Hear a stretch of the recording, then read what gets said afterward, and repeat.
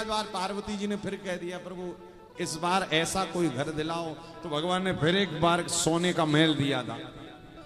और जब सोने का महल दिया तो कहा, पार्वती जी ने कहा प्रभु हम इसका पूजन करवाना चाहते। तो पार्वती जी ने कहा कोई अपना विद्वान चेला बुलाओ जो बहुत विद्वान हो। तो कहा ठीक है, हमारा विद्वान चेला तो एक ही है, दशानन रावण आया। देखिए विद्वान तो था किंतु लोभी लालची भी था। उसने जैसे ही आहा सुंदर सोने का महल देखा, इसने कहा यदि अपना हो जाए तो इसमें बुराई क्या, और भोले बाबा तो अपने ही, इनसे मांगने की देरी है। तो जब ये पूजन करवाने गया ना तो बाबा से कहा बाबा मिलेगी क्या? बोले हाँ अंदर जाओ, पार्वती जी मैया बैठी है, वो पूजन, हम तो पूजन करेंगे नहीं क्योंकि हमें पता है जो मिलेगा वो बिछड़ेगा जरूर। महादेव का ये वैराग्य वाला स्वभाव है। क्या जीवन में व्यक्ति को यदि कुछ मिलना है तो निश्चित मानिए कि उसका बिछुड़ना भी तय। यदि जीवन में कोई चीज मिली है, धन मिला है, रुपया मिला है, घर मिला है, बेटा पति परिवार जो जो मिला है, एक समय के बाद वो आपसे बिछुड़ेगा जरूर।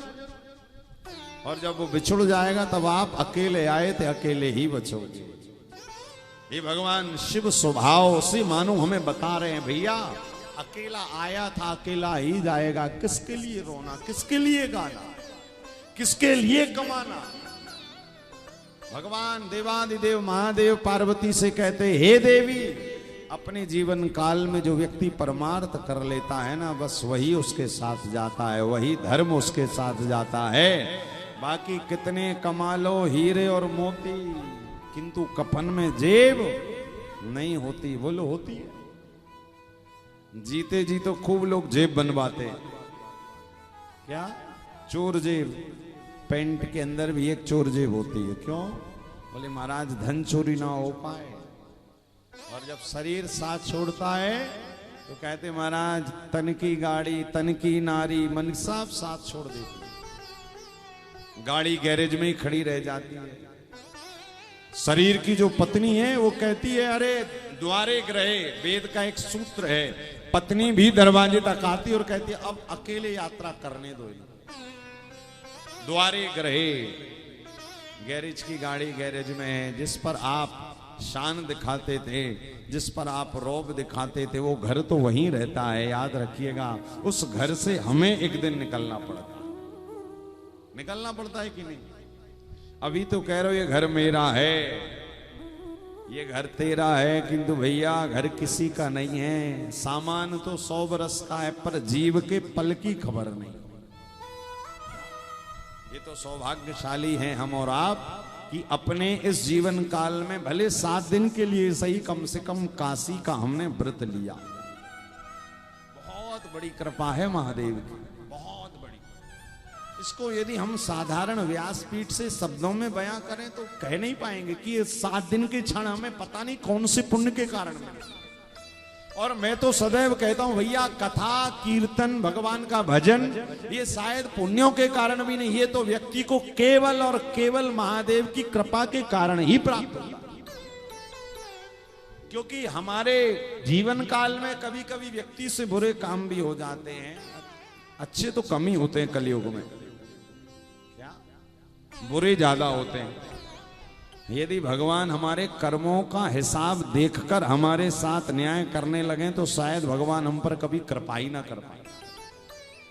बताइए ना, यदि भगवान हमारे कर्मों के हिसाब से हमें गति दें तो शायद भगवान तो फिर हमें रोज ही दंडित करें, किंतु नहीं, यही तो उनकी कृपा है कि कृपा की न होती जो आदत तुम्हारी तो सोनी रहती ये अदालत तुम्हारी।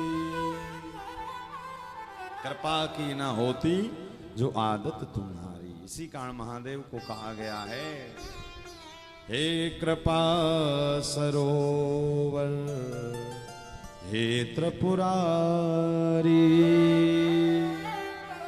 हे कृपा सरोवर हे त्रिपुरारी। अपने पति को मां पार्वती पता है ये शब्द कहकर पुकारती थी, कृपा सरोवर। हे नाथ, आप तो कृपा के सरोवर हैं। तो भगवान शिव की सोने के महल पर पूजन करने रावण आया। रावण होशियार विद्वान। मां पार्वती ने जब संकल्प पढ़ा, संकल्प, रावण ने कहा संकल्प ले लो, हाथ में जल, अक्षत, पुष्प, और कहा 3 बार विष्णु विष्णु उच्चारण करो। और संपूर्ण संकल्प रावण ने मन में ही पढ़ा, नाम गोत्र बुलवाया और शिव प्रिया शंकर जी को साक्षी बनाया। और शिव को साक्षी बनाकर रावण ने संकल्प में क्या ले लिया, बोले आज से ये सोने का महल इस रावण का हो गया। पार्वती जी से कहा देवी जी अब आप जाइए, पूजन रहा तो हो ही गया है, क्योंकि ये सोने का महल मुझे मिलने वाला था तो मैंने बड़ी विधि विधान से करवाया। फिर पार्वती जी जब सोने के महल से बाहर आई तो भोले बाबा से कहने लगी, बाबा आप सच कहते हो, सबसे श्रेष्ठ ठिकाना यदि व्यक्ति का है तो वही शमशान है, जहां पर व्यक्ति को शरीर छूटने के बाद जहां जाना है वही सच्चा ठिकाना है जी। इसी कारण उसको कहा जाता है शमशान, जहां पर अमीर भी जलता है, जहां पर गरीब भी जलता है। जीते जी हम कहते ना भैया हम अमीर हैं, हम धनवान हैं, हम ये हैं, किंतु मरने के बाद बोले जहां पर अमीर जलता है, जहां गरीब जलता है, उसको इसी कारण उसका नाम शमशान है। देखिए इसी कारण याद रखिएगा, व्यक्ति का शरीर जीते जी ही काम का है, बस मरने के बाद तो बताइए, मरने के बाद घर के सगे लोग कह देते भैया जल्दी ले चलो, सूर्यास्त तो उसके पहले ही पहुंचा दो। इसी कारण संतों ने कहा भैया ये श्वास जो अंदर गई है, देख वैसे तो हम और आप और जो लोग भी सत्संग टेलीविजन के माध्यम से घर से जुड़े हुए इस कथा को सुन रहे हैं, बड़े कृपाशाली हैं कि इस समय पर हमारा मनसा वाचा कर्मणा काशी की भूमि से जुड़ा हुआ।